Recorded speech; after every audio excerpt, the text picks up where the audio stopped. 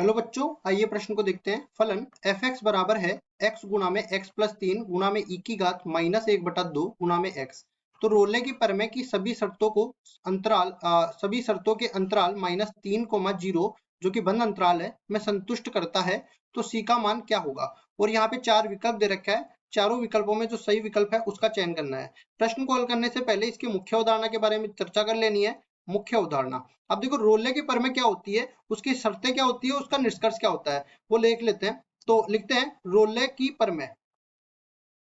रोले की प्रमेय, अब देखो सबसे पहले चीज, रोले की प्रमेय किस पर लगाते हैं, वो फलन का मान हमें ज्ञात होना चाहिए y बराबर में एफ एक्स, और किस अंतराल में हमें लगाना है, वो अंतराल a से लेके b के बीच में वो भी ज्ञात होना चाहिए। ये सब सवाल में दिए होते हैं। तो इसके देखो तीन शर्तें होती है अपने पास।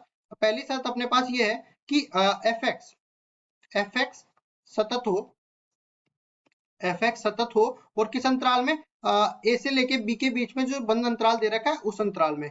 दूसरी शर्त अपने पास है एफ एक्स अवकलनीय होना चाहिए, अवकलनीय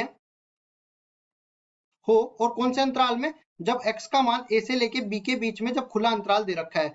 तीसरी शर्त अपने पास होती है कि एफ ए मतलब जो किनारे के बिंदु है उनका मान आपस में बराबर होना चाहिए। और अगर ये सारी शर्तें संतुष्ट होती है तो अपने पास रोले की प्रमेय का निष्कर्ष ये होता है कि एक बार अवकलन करने के बाद उसमें x बराबर c कोई बिंदु ऐसा मिलेगा जब इसका मान, अवकलज का मान 0 के बराबर हो जाएगा, और वो c बिंदु जो है वो a से लेके b के बीच के अंतराल, खुले अंतराल के बीच में ही हमें मिलेगा।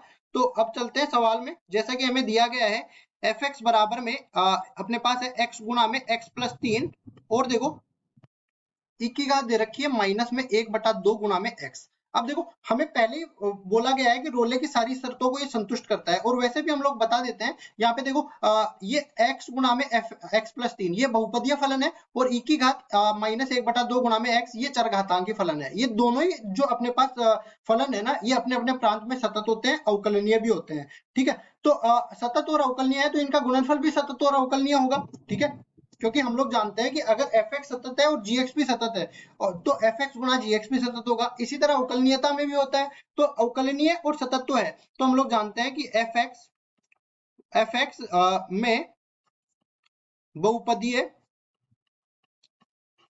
व चरघातांकी फलन होने के कारण, चरघातांकी फलन होने के कारण अपने प्रांत में सतत है, अपने प्रांत -3,0 में -3,0 में सतत है, और -3,0 ये बंद खुले अंतराल में अवकलनीय है, अवकलनीय है।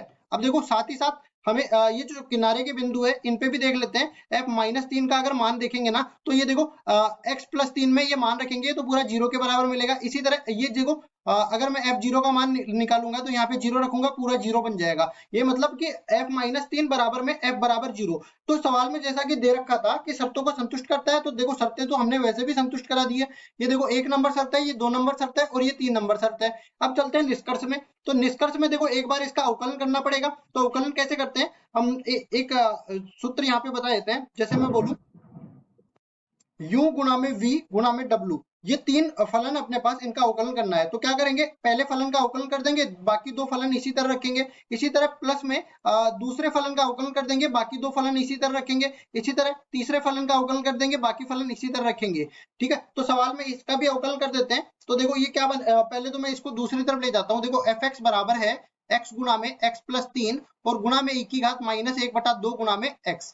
तो इसका अवकलन करेंगे तो पहले तो मैं x का अवकलन कर दूंगा जो कि 1 के बराबर हो जाएगा। बाकी दो फलन इसी तरह रख देंगे, x प्लस 3 गुना में e की घात -1/2 गुना में x, प्लस में अब देखो x को इसी तरह रखेंगे और x प्लस 3 का कर देंगे जो कि 1 के बराबर हो जाएगा, और तीसरा फलन भी इसी तरह रख देंगे।